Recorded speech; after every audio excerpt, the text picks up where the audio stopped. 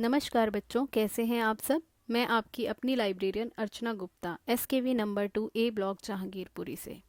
बच्चों, आज अंतर्राष्ट्रीय ब्रेल दिवस है। प्रत्येक वर्ष 4 जनवरी को अंतर्राष्ट्रीय ब्रेल दिवस मनाया जाता है। संयुक्त राष्ट्र के मुताबिक विश्व भर में करीब 39 मिलियन लोग देख नहीं सकते, जबकि 253 मिलियन लोगों में कोई ना कोई दृष्टि विकार है। विश्व ब्रेल दिवस का मुख्य उद्देश्य दृष्टिबाधित लोगों को उनके अधिकार प्रदान करना तथा ब्रेल लिपि को बढ़ावा देना है। कहते हैं इंसान अक्षम सिर्फ अपनी सोच से होता है। अगर वह ठान ले तो तमाम चुनौतियां और कमियां उसकी लगन के आगे घुटने टेक देती हैं। और जो इंसान इन सब पर विजय पाता है वह सिर्फ अपने लिए ही नहीं, कई अन्य व्यक्तियों के लिए भी आगे बढ़ने के रास्ते और मिसाल छोड़ जाता है। ऐसा ही एक नाम है लुईस ब्रेल का, जिन्होंने एक हादसे में अपनी आंखों की रोशनी गंवाने के बाद इजाद की ब्रेल लिपि के सहारे दुनिया में लाखों ऐसे लोग जो देख नहीं सकते पढ़ना सीख कर अपने पैरों पर खड़े होते हैं। बाधितों के मसीहा एवं ब्रेल लिपि के आविष्कारक लुईस ब्रेल का जन्म फ्रांस के एक छोटे से गांव में हुआ था। 4 जनवरी 1809 को मध्यम वर्गीय परिवार में जन्मे लुईस ब्रेल ने महज 3 साल की उम्र में अपनी आंखों की रोशनी खो दी। एक दिन 3 साल के लुईस ब्रेल दुकान में खेल रहे थे। उसी दुकान में उन्होंने लेदर के एक टुकड़े में नुकीले औजार से छेद करना चाहा और वह औजार उनके हाथ से फिसलकर सीधा उनकी आंख में जा लगा। इससे उनकी आंख में गंभीर चोट आ गई और इन्फेक्शन हो गया। धीरे धीरे इन्फेक्शन दूसरी आंख में भी फैल गया। इस एक्सीडेंट के बाद 5 साल के होते होते उनकी आंखों की रोशनी पूरी तरह चली गई।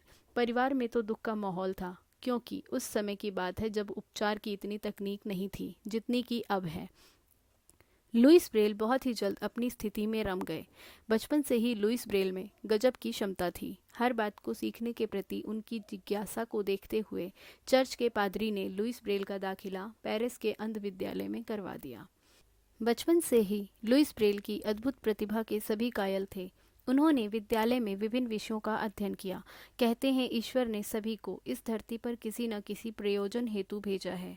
लुईस ब्रेल की जिंदगी से तो यह सत्य उजागर होता है कि उनके बचपन के एक छोटे से एक्सीडेंट के पीछे ईश्वर का कुछ खास मकसद छुपा हुआ था।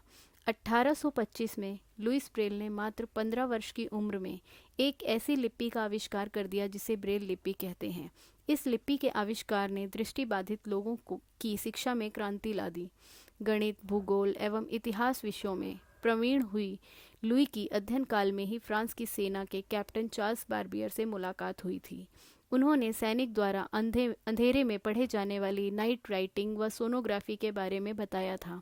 ये लिपि उभरी हुई थी तथा 12 बिंदुओं पर आधारित थी। यहीं से लुईस ब्रेल को आइडिया मिला और उन्होंने इसमें संशोधन करके 6 बिंदुओं वाली ब्रेल लिपि का इजाद कर दिया।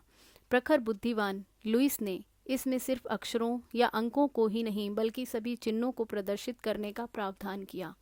उनकी प्रतिभा का आलम यह था कि उन्हें बहुत जल्द ही विश्वविद्यालय में अध्यापक के रूप में नियुक्त कर दिया गया। शिक्षक के रूप में वो सभी विद्यार्थियों के प्रिय शिक्षक थे। लुईस ब्रेल को सजा देकर पढ़ाने में विश्वास नहीं था। उन्होंने शिक्षा पद्धति को भी एक नया आयाम दिया तथा स्नेहपूर्ण शिक्षा पद्धति से अनूठी मिसाल कायम की।